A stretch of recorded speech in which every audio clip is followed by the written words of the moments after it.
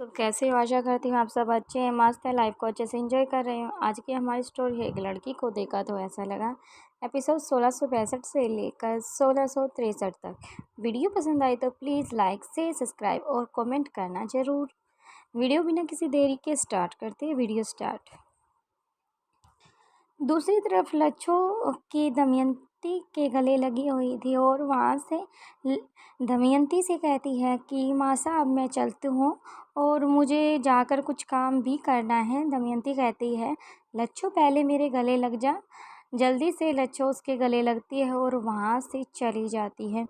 क्योंकि उन दोनों को जाते हुए सब देख रहे थे, लेकिन नज़र भरकर किसी की हिम्मत नहीं थी कि वो लच्छो के देख ले, क्योंकि लच्छो जो उसको देखता था उसकी आंखों को निकाल कर पैरों के नीचे रख कर उसको कुचल डालती थी और सभी को बोलती थी अगर देखो जो मेरी तरफ देखेगा उसका ये अंजाम होगा।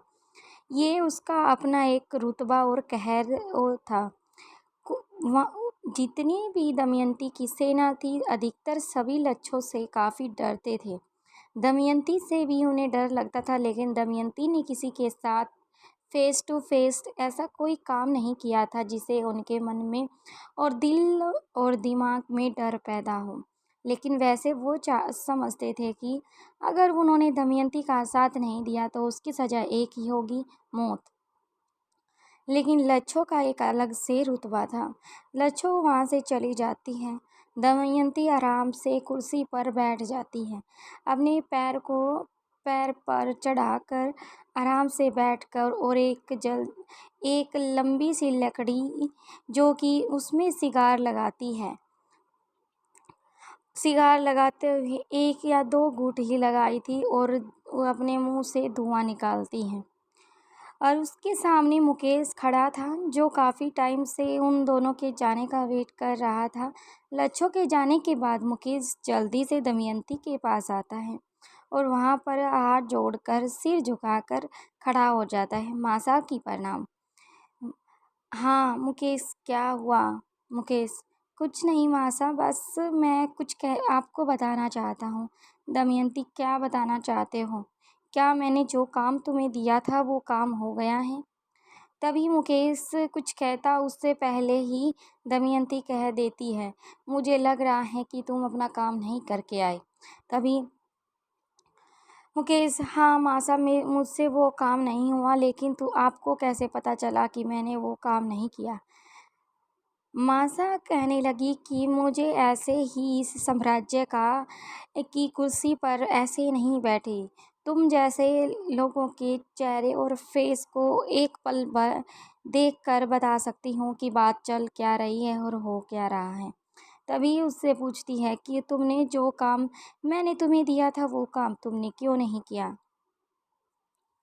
मुकेश आगे कहता है अपनी बात को जारी रखते हुए, मासा, मैं वो काम करने वाला ही था, लेकिन मयूर वहाँ पर आ गया। वो हमारे बीच वो काफ़ी देर तक मुझे नोटिस करता रहा, लेकिन मैं नहीं चाहता कि मैं उनके हाथ लगूं और मेरा हाथ लगना आपके हाथ लगने जैसा था। तभी मासा अपने मुंह में जितना भी धुआं इकट्ठा हुआ था जल्दी से सारा का सारा मुकेश के फेस की तरफ निकालते दिए हैं। मुकेश को भी खांसी आ गई और खांसते हुए कहने लगा कि मासा, लेकिन मैं ऐसा नहीं करूँगा। अगर मैं उनके हाथों पकड़ा भी जाता तो मैं अपनी जान को आपके लिए गंवा देता बिना कुछ शब्द कहे। तभी मासा ने कहा, ये हुई ना बात। तभी आगे पूछती है, तो फिर उस काम का अंजाम मुझे चाहिए, और तो फिर कैसे होगा? तभी वो कहता है कि मासा, घबराइए मत, लेकिन जो मेरे साथ मेरा एक दोस्त है रंजन, वो उसको मैंने वहीं पर उस जॉब पर ही रख दिया है जिस पर पहले मैं काम करता था। इसलिए मैंने ये बोल के आया था कि मैं कुछ दिनों के लिए अपने गांव जा रहा हूँ, इसलिए मेरे आने तक ये रंजन तुम्हारा वो सब काम करेगा जो तुम कहोगे। वो इतना कहकर मैं वहाँ से निकल आया और रंजन को अपनी जगह पर छोड़ आया।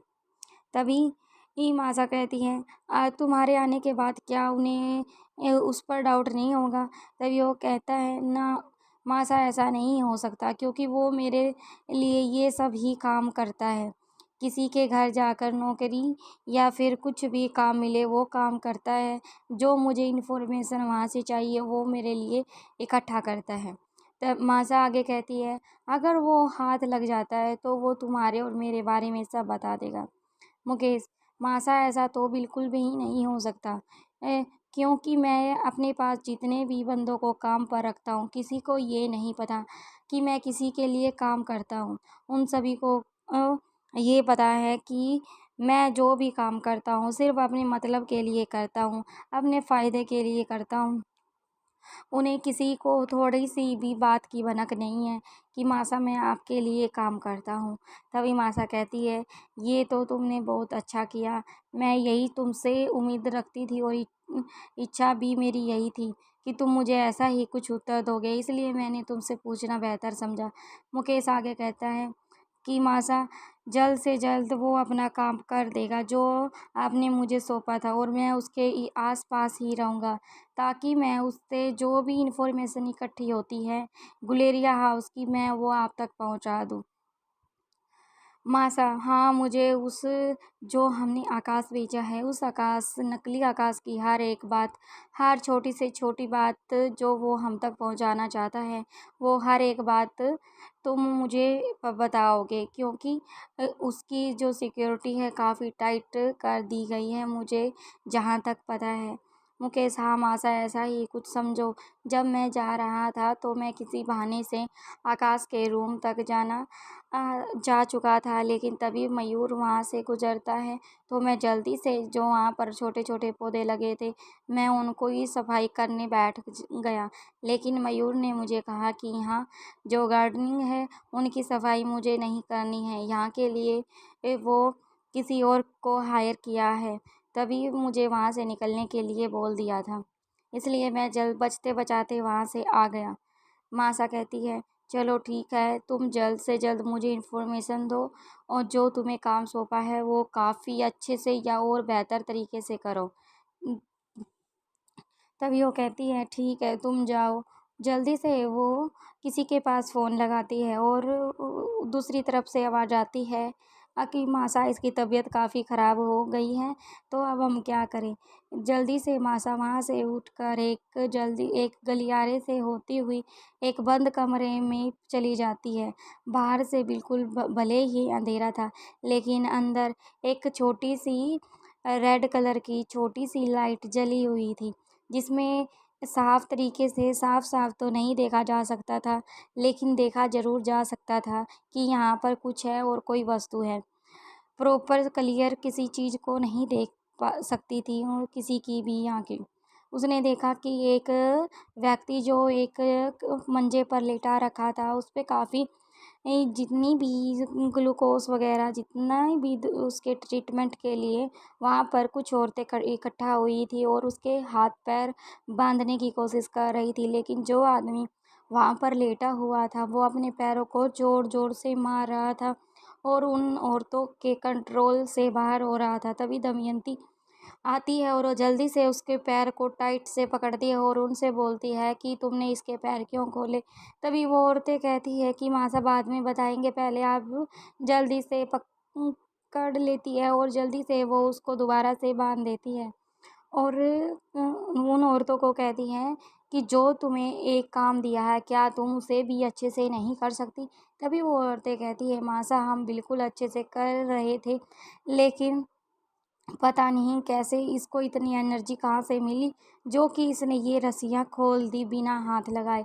तभी मासा कहती है कि ये जज भले ही यहाँ पर लंबे टाइम से है, लेकिन इसके शरीर के अंदर काफ़ी जान है, क्योंकि तुम जो दवाई के रूप में इसको दे रही हो, ड्रग्स वगैरह, वो इसको ताकत दे रहा है। तभी मासा की इतनी बात सुनकर वो औरतें कहती है, हाँ मासा, बात तो ऐसा आप बिल्कुल ठीक कह रही हो।